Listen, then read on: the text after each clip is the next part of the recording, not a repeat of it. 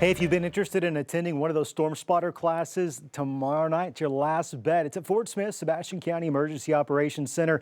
Starts at 6:30. They generally run about 2 hours. They're free. They require no registration, and they don't obligate you to get out and storm spot. But if you're interested in that, or maybe just want to learn more about severe weather and how the Weather Service operates, this is your last opportunity to do so. Should be a good event out there. Temperatures tonight aren't bad at all. We're at 73 currently in Bentonville. Skies mostly clear, but we've had a few high-level clouds passing through the area. Winds, gosh, they've been breezy again out of the southwest, anywhere between 10 upwards of 30 miles per hour. Going to be a beautiful sunset out there a little after 7:20 this evening with those clouds high in the atmosphere. Sometimes that can make for a more vibrant sunset. Winds, let's talk about them, 10 to 20 miles per hour now. They're going to come down here in the next few hours, but overnight while we're asleep, they're going to get breezy again. And here's why. We've got an area of high pressure that's situated just off to our south. So those winds are wrapping around it, coming up out of the south-southwest. Meanwhile, we've got a disturbance that's going to be inching a little bit closer from the west. And as those two systems kind of merge together or push together, you create what's Mother Nature's wind tunnel, if you will. That higher pressure gradient, those winds pick up, and that's going to be the case tomorrow.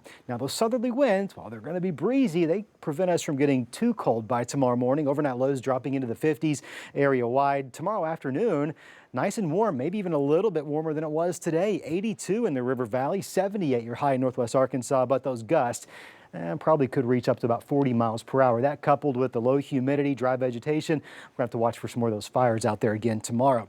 By late tomorrow night, we'll have that next system moving our direction. It's going to be a cold front, but more than likely it's a dry cold front. Wouldn't rule out a spotty shower or two. I'm going with only a 10% chance in northwest Arkansas by Wednesday.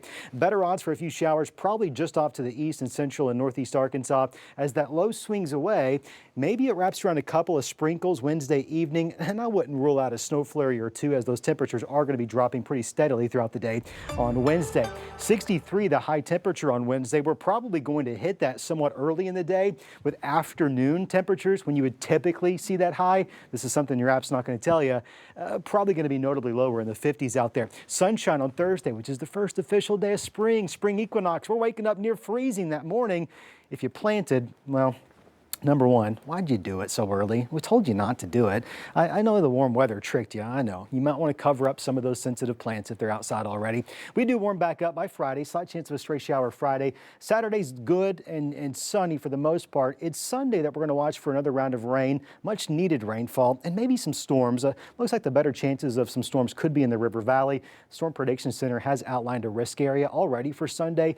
Details, of course, at this point, very little to none. We'll be tracking it for you closely. If something is concerning, we'll be sure to pass along that information. Right now, though, Sunday looks like it could have some rain, could have some thunderstorms. Doesn't last until Monday. We'll have sunshine returning the first part of next week. So what you're saying, I shouldn't have planted. Darren, I told you like 6 times, and I told you you were going to regret it. I know I shouldn't.